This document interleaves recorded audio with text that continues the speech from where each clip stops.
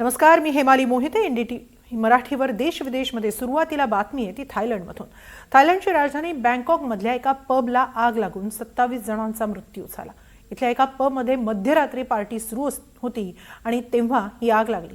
आग इतकी भडकली की आगीच्या ज्वाळांचे फवारे बाहेर पडू लागले.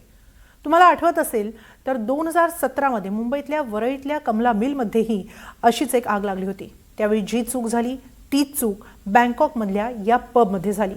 पबमध्ये किंवा हॉटेलमध्ये जेव्हा आग लागते तेव्हा नेमकी काय चूक होते पाहूया एक स्पेशल रिपोर्ट.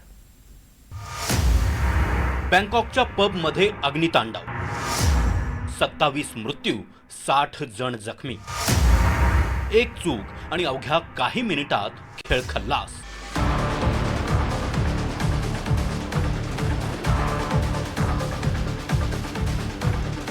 बँकॉकच्या एका पबमधल्या या आगीची दृश्य अंगाचा थरकाप उडवणारी आहेत. रविवारच्या मध्यरात्री बँकॉकच्या पबमध्ये पार्टी ऐन रंगात आली असतानाच आगीचा असा भडका उडाला. पाहता पाहता आग पसरत गेली आणि या आगीत 27 जणांचा होरपळून मृत्यू झालाय. उत्तर बँकॉकमध्ये रोंग बियर नालाट फ्राऊ या पबमध्ये मध्यरात्री ही आग लागली. बँकॉकच्या प्रसिद्ध चाटुचाक मार्केटच्या जवळ हा पब आहे. आग लागली त्यावेळी पबमध्ये लाईव्ह म्युझिक शो सुरू होता. त्यावेळी स्टेज जवळ असलेल्या एअर कंडिशनरमध्ये शॉर्ट सर्किट झालं आणि आग लागली. पबच्या आतमध्ये डेकोरेशनसाठी ज्वलनशील साहित्याचा वापर केल्यामुळे आग काही मिनिटातच छतापर्यंत पोहोचली आणि संपूर्ण हॉलमध्ये पसरली. या पबमधून बाहेर पडण्यासाठी 4 दरवाजे होते असं कळतंय. मात्र बारचा आपत्कालीन परिस्थितीत बाहेर पडण्याचा दरवाजा बंद होता. तसंच बाहेर पडण्याच्या मार्गामध्ये बिअरचे क्रेट ठेवल्यानं अडथळे होते. त्यामुळे पबमधले बहुतेक लोक बाहेरच्या दिशेनं धावण्याऐवजी पबच्या मागच्या बाजूला धावले. अनेकांनी आगीपासून वाचण्यासाठी वॉशरूममध्ये धाव घेतली आणि तिथेच अनेकांचा गुदमरून मृत्यू झालाय. या आगीची माहिती मिळताच अग्निशमन दल घटनास्थळी पोहोचलं.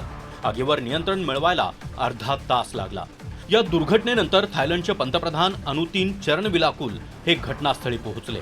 या दुर्घटनेच्या चौकशीचे आदेश देण्यात आले आहेत.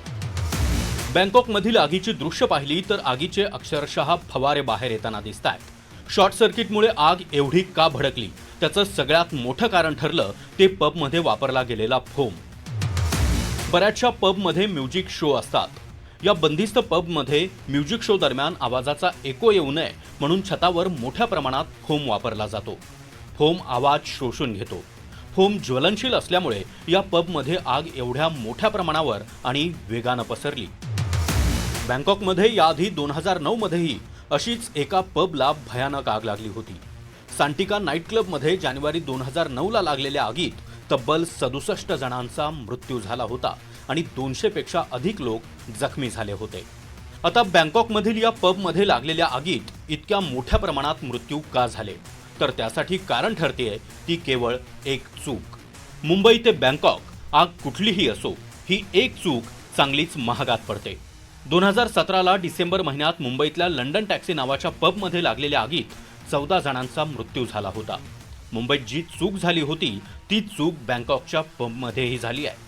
ती चूक म्हणजे आग लागल्यावर पबमधले लोक सुरक्षित जागा म्हणून वॉशरूममध्ये धावतात आणि इथेच गुदमरून बहुतांश मृत्यू होतात. आग लागल्यावर वॉशरूमच्या दिशेनं धावणं अत्यंत धोकादायक ठरू शकतं, कारण वॉशरूम बंदिस्त असतात. वॉशरूमला खिडक्या नसतात. आग लागते तेव्हा आगीपेक्षाही जास्त धोकादायक असतो तो धूर आणि विषारी वायू. वॉशरूममध्ये खिडक्या किंवा बाहेर पडण्याचा मार्ग नसल्यामुळे तिथे विषारी धूर जमा होतो आणि गुदमरून मृत्यू होण्याची शक्यता वाढते. बहुतेक हॉटेलच्या वॉशरूममध्येच दरवाजे प्लास्टिकचे असतात. त्या आगीच्या प्रचंड उष्णतेमुळे लगेच वितळतात आणि धूर आत शिरतो. खिडकी नसल्यामुळे अग्निशमन दलाच्या जवानांना आतमध्ये अडकलेल्यांना शोधणं किंवा बाहेरून मदत करणं अशक्य होतं. आग लागल्यावर शक्य असेल तर एखादा टॉवेल किंवा रुमाल ओला करून नाकावर ठेवा. आगीपासून बाहेर पडण्याऐवजी आतमध्ये आसरा शोधायला गेल्यामुळे मृत्यूची संख्या वाढते.